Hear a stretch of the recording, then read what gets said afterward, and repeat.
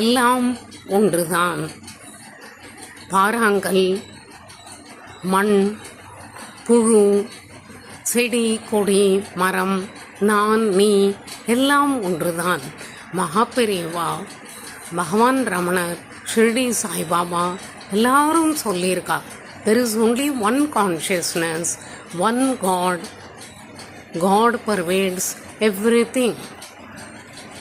ஒரு பக்தன் பகவான் ரமணரிடம் போய் சொன்னானாம், பகவான் அந்த மணி கிச்சனுக்குள்ளே போய் எப்பொழுதும் ஏதாவது வாயில் போட்டு டேஸ்ட் பார்த்து கொண்டே இருக்கான் பகவான்.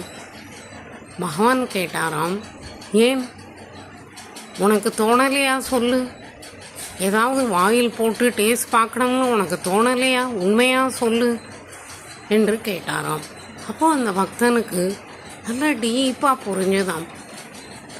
ஓ, அந்த மணி ஏதாவது வாயில் போட்டு டேஸ்ட் பார்த்து கொண்டே இருக்கான், எனக்கு வாயில் போட்டு டேஸ்ட் பார்க்கணும்னு தோன்றது, ஆம் எல்லாம் ஒன்று தான்.